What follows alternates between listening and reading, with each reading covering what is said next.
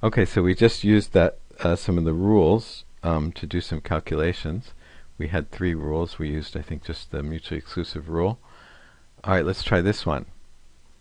In a telephone survey of 1,000 adults, respondents were asked about the expense of a college education and the relative necessity of some form of financial assistance. The respondents were classified according to whether they currently had a child in college and whether they thought the loan burden for most college students is too high, the right amount, or too little. The proportions responding in each category are shown in the probability table in table 4.5. So we have this questionnaire, and there were just 2 questions asked, and for each question, let's see, hold on. Actually, there's only 1 question, and then there's one other way that we classify the respondents, and that is, do they have a child in college or no child in college? Let's see, where does it say that? Here. The respondents were classified according to whether they currently had a child in college. So that's like one variable, which is, do you have a child in college or not? So it's called a yes-no variable. And so we put that here, child in college, no child in college. And whether they thought the loan burden for most college students is too high, the right amount, or too little. So that's like a second variable. And so we put that here and the other one down here. So that's a common thing to do. This is called a contingency table. You have one question here versus another question here, and so you get, all the different possibilities. So, like for here, the question was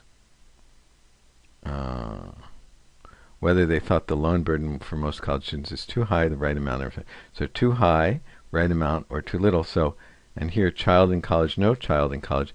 So this number here represents the percentage that say too high and college and child in college, whereas this one, for example, here is too high and no college and no child in college.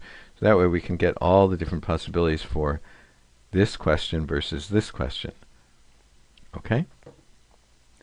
So they say the proportions responding in each category are shown here. So apparently 35% were in this category, and like 20% were in this category. For example, what? The right amount. They said it's the right amount, and they don't have a child in college, and so on. So one thing is that all these numbers have to add up to what? Have to add up to 1. Okay, what is the probability that the respondent has a child in college? So child in college here is the event D, I guess. What is the probability of that? That's here.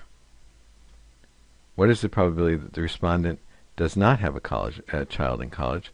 So that's here. So you can see what the answer is, but let's go through this the way they want us to go through it. What is the probability that the respondent has a child in college or thinks that the loan burden is too high? Remember, the word or can be, we can use the symbol union for that.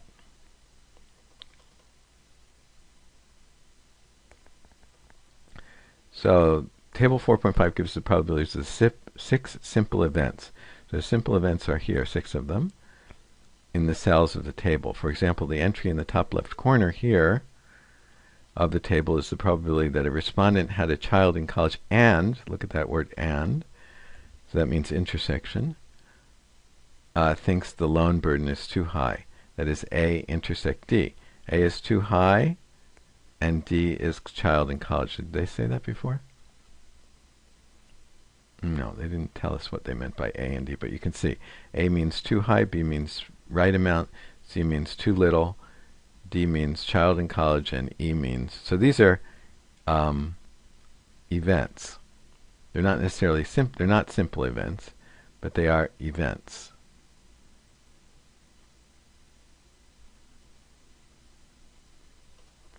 So, and college, child in college and thinks the burden is too high. Okay, so the event that a respondent has a child in college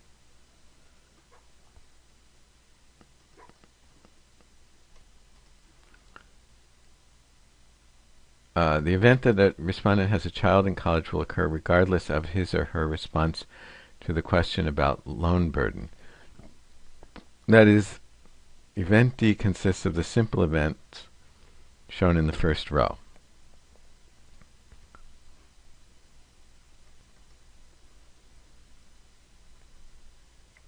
So this is the child in college event, and it's going to be here plus here plus here.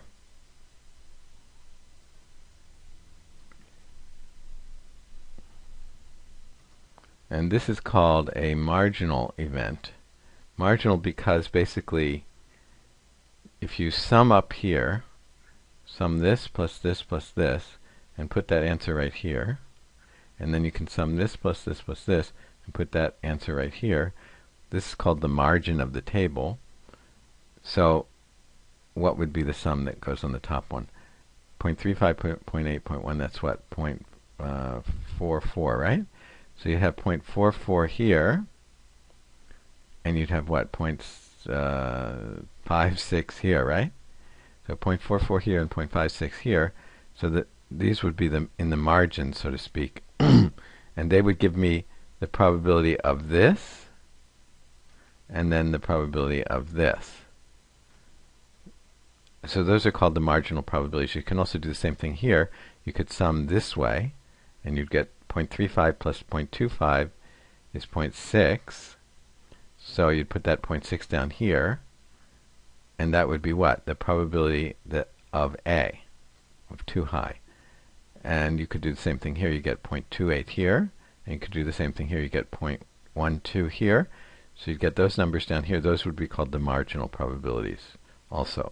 Those would be called marginal probabilities also. Okay, so you'd get the marginal probability for A, the marginal probability for B, the marginal probability for C. So they occur in the margin, so they call them sometimes the marginal events.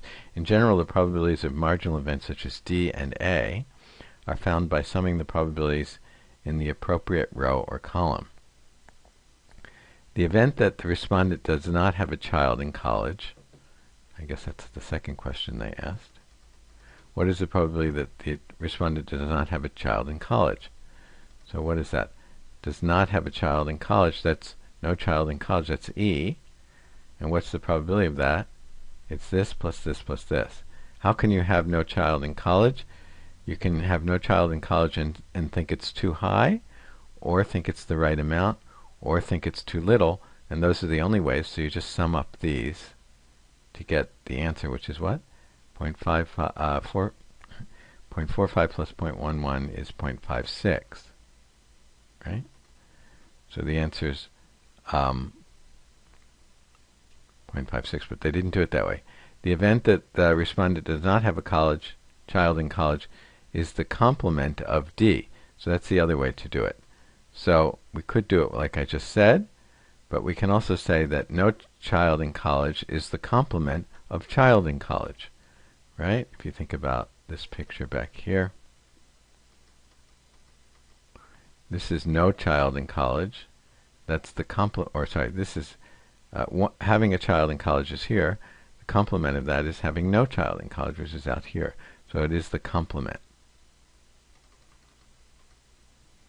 So instead of doing it the way I said, which was 0.56, we can say it's 1 minus D, the probability of D. So the probability of the complement of D is 1 minus the probability of D. Remember, we had that rule in the last video, which said here, the probability of A complement is 1 minus the probability of A. So probability of D complement is 1 minus the probability of D. We said we can say that this is the probability of D complement that we want. We already figured out what the probability of D was.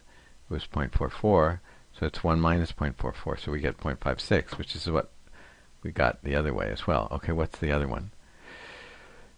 Next question. what is the probability that the respondent has a child in college or thinks that the burden loan is too high? So that's an or question. So that's A union D. If you go back and look at this, it's A too high union D. So what is that? How do we do that? We use this rule. They're not necessarily mutually exclusive, so we have to use the original rule, this original rule, not the mutually exclusive one, which was a little simpler. So we have to use this. So we have to say the probability. So we want the probability of A union B. We have to figure out the probability of A plus the probability of B, and then subtract out the intersection. Let's do that. So here they write it here. A union D is that. So what is the probability of A? So that's here, and that's the marginal down here. So that's 0.6. What's the probability of D? We already did that. That was 0.56, I think, or whatever it was. No, I think it was whatever it was. So probability of D, 0.44. So 0.6 plus 0.44, but then we have to subtract out the intersection. A intersect D means A and D. A and D is here. Sorry, 0.35. So you have to subtract that out because we've actually counted it twice. So we get this calculation. So we get 0.69. Okay, so that's an example of how these rules might be useful. These three rules that we had might be useful in calculating probabilities. What are the three rules again? This one, and then a kind of easier version of that when they're mutually exclusive is this one, and then this one.